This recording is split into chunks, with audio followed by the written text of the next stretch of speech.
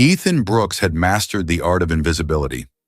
Every morning at 8 sharp, he placed a steaming cup of black coffee, no sugar, no milk on Victoria Hale's desk at Hale & Partners Consulting in Boston.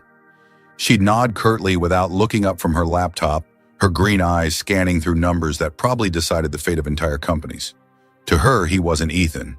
He was the assistant, the guy who booked meetings, confirmed dinner reservations, and stayed late cleaning up after executive chaos. And he was fine with that, until the night everything changed.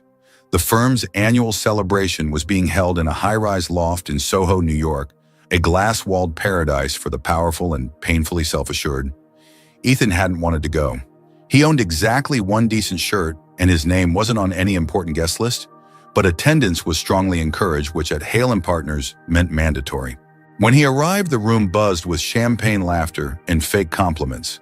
A DJ spun background beats for people who pretended to be relaxed, but were secretly calculating promotions. Ethan found refuge in the corner near the bar, holding a beer like a shield, quietly counting the minutes before he could disappear again. That's when he saw her. Victoria Hale, the untouchable queen of precision, stood alone near the marble bar. But tonight something was different. She wasn't composed, she was tense. Her flawless posture wavered. Her grip on her wine glass trembled. Ethan frowned. Was that fear in her eyes? Their gazes met across the crowd. For a split second, it felt like the world had gone silent. Then she moved fast, deliberate, cutting through the noise and people like a blade. She stopped right in front of him, close enough for him to smell her perfume, something elegant, expensive, and intoxicating. "Ethan," she said, her voice low, urgent. "I need your help. Right now." He blinked. "My help with what?"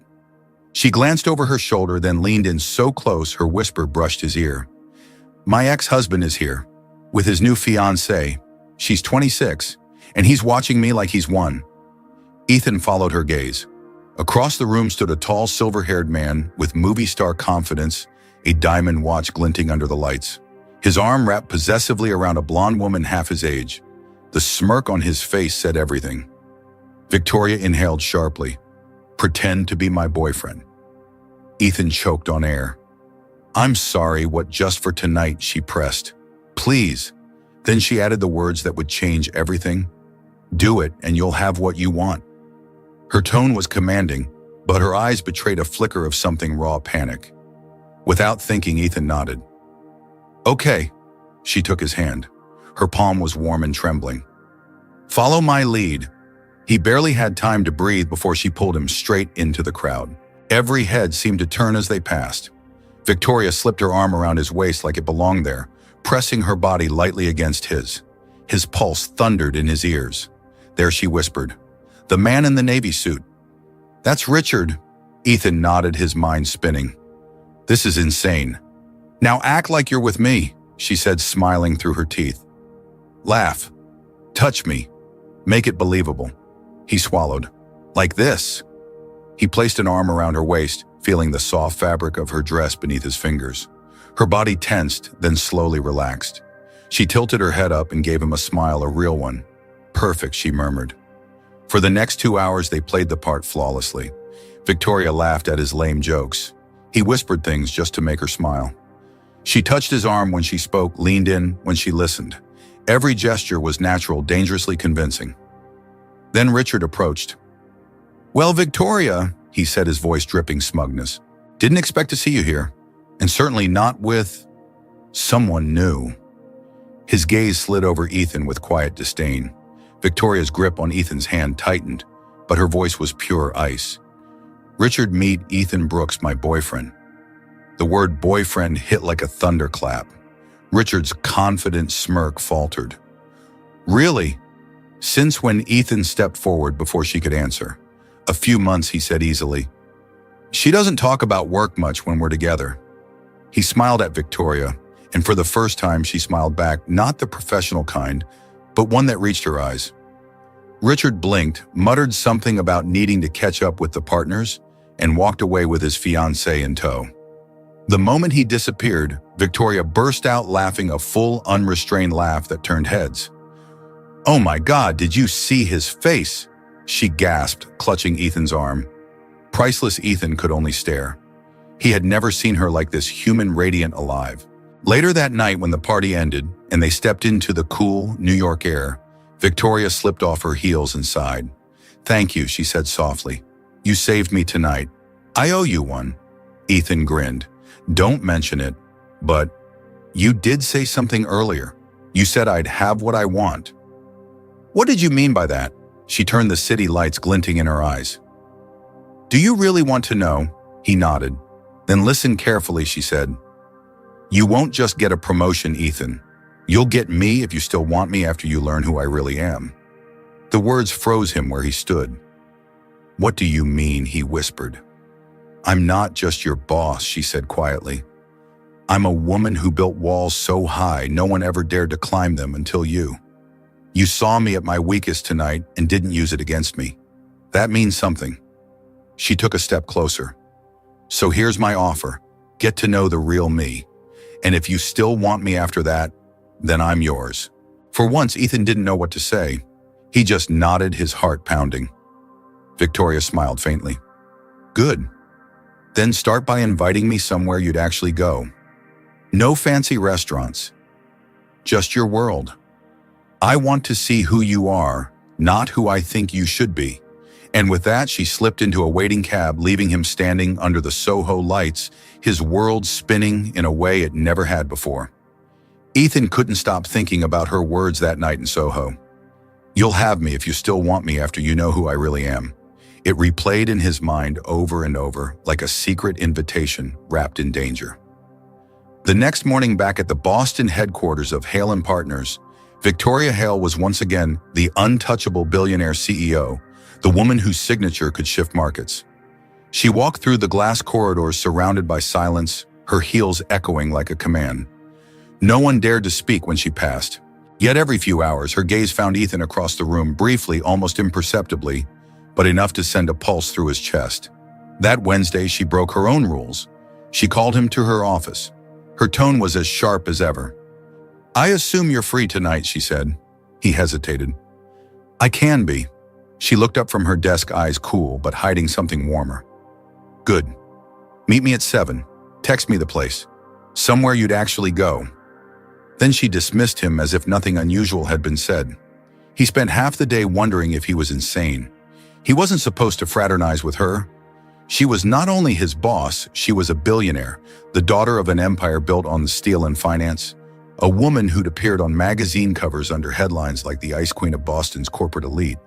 And he was just a guy who still lived in a small rented apartment with a roommate who played loud guitar. Yet something about her invitation felt like gravity. It pulled him in. He chose a little neighborhood bistro in Cambridge where the lights were dim, the food cheap, and the staff knew him by name. When she arrived, Ethan almost didn't recognize her. Victoria Hale, the woman who terrified boardrooms, walked in wearing jeans, a soft gray sweater, and no makeup. For the first time, she looked human. She smiled faintly when she saw him. "You said I should see your world," she said. "Here I am." They sat at a small table in the corner. The first minutes were awkward. They talked about work because it was safe. But after a glass of wine, her shoulders relaxed and her laughter, quiet, real, filled the small space. She began to talk about her life. Not the public version, but the hidden one. She told him about her father, a ruthless industrialist who'd built an empire by crushing competition. He believed emotions were weakness, she said. "When I was a child, he used to say, 'If you cry, you lose.' I learned not to cry." Her voice trembled for the first time. "So I stopped feeling instead." Ethan listened, captivated. "That's why you built walls," he said softly. She nodded. "They kept me safe. They also kept everyone out." Her eyes met his, until that night in Soho. When the waiter came with the bill, Victoria reached for her purse, but Ethan stopped her. "Not tonight," he said. "You're in my world now. I'll take care of it." For a second, she just stared at him as if no one had ever spoken to her that way before, without fear, without calculation. Then she smiled. "All right, Mr. Brooks, you win." They started seeing each other quietly. Dinners, late-night walks, long conversations that stretched until dawn. Ethan learned that Victoria wrote poetry in secret, filling old notebooks with verses no one had ever read. He discovered that she sometimes stayed awake until morning, terrified that her success was built on emptiness. He saw the cracks beneath the perfection, and he loved her all the more for them. And she saw in him the one thing she'd never found in her world of power: honesty. He didn't want her money, her influence, or her fame. He just wanted her. Weeks passed and whispers began to circulate at the firm. People noticed the subtle glances, the soft tones she used only with him. One afternoon, a senior partner pulled Ethan aside. "You're playing with fire," he warned. "Victoria Hale doesn't do relationships. She devours people and moves on." Ethan smiled faintly. "Maybe she's tired of being that person." The man laughed bitterly. "No one changes at her level, kid. Don't fool yourself." But Ethan refused to believe that. One evening, Victoria invited him to her penthouse in Back Bay, a place most employees only heard about in rumors. The building's top floor was pure glass and marble with a view that stretched across the Charles River. "So this is your world," Ethan murmured. She poured him a drink, her expression unreadable. "This is my prison," she replied. "I built it myself." She led him to a small study where paintings and sculptures filled every corner. "People think I have everything," she said quietly, "but they don't know what it costs to keep it. The price is loneliness." She turned toward him, her voice trembling. "Do you think I deserve to be loved, Ethan? Or am I too far gone?" He didn't answer with words. He stepped closer, took her hand and kissed her. The walls she had built her entire life began to crumble with that kiss. When they finally pulled apart, her eyes glistened. "No one has ever looked at me the way you do," she whispered, "like I'm still human." From that night on, nothing was simple. In the office, they kept their distance, pretending nothing existed between them. But behind closed doors, they were inseparable. The contrast was electric. By day, she was the billionaire CEO feared by all. By night, she was the woman who curled up beside him on the couch reading her poems aloud, laughing at herself when her rhymes didn't work. Then came the backlash. A tabloid rumor surfaced online: billionaire boss in secret affair with junior assistant. The photo was grainy, taken outside the bistro in Cambridge, but the faces were unmistakable. The story spread fast. Investors called. The board demanded explanations.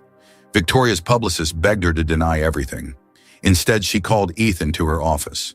"We need to talk," she said, her tone flat. When he entered, she looked exhausted. "They know, Ethan. Everyone knows." He swallowed hard. "Then let them." She shook her head. "You don't understand. My reputation, my company, it's all on the line."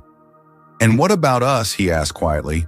"Was that ever real?" Her eyes filled with something like pain. "Don't make this harder. Harder than pretending you don't care." She turned away, staring out at the Boston skyline. "You think love fixes everything, but love ruins people like me." Her voice broke. "I can't lose everything I've worked for. Not for this." He felt the words hit like a blade. "So that's it. I need time," she whispered. "Time to think." For days, Ethan didn't hear from her. The office turned cold again. The woman who had once looked at him with warmth now walked past him without a glance. He tried to focus on work, but every moment without her felt like suffocation. He wanted to hate her for shutting him out, but he couldn't, because somewhere inside he knew she was fighting battles he couldn't see. And then one night there was a knock at his apartment door. When he opened it, she stood there drenched from the rain, her eyes red from crying. "I can't do it," she said. "I can't pretend anymore." She stepped inside, trembling.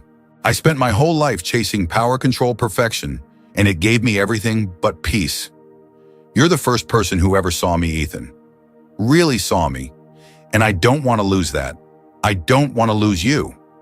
He pulled her close without a word. For a moment, the world outside ceased to exist. The rain fell harder against the window, but inside everything was still. She whispered against his chest, "If I have to choose between the empire I built and the life I want with you, I'll choose you every time." That night changed everything again. She announced to the board that she was stepping down temporarily, shocking the entire city. The news spread like wildfire. Billionaire Victoria Hale takes personal leave, citing reevaluation of priorities. But Ethan knew the truth. She wasn't running from her empire. She was running towards something real. The weeks that followed were a quiet storm. Victoria had stepped down from her empire, shocking everyone from Wall Street to Washington. Newspapers called it the fall of the Ice Queen, but Ethan knew better. It wasn't a fall, it was a beginning. Away from the endless noise of power and money, Victoria moved into his small apartment in Cambridge.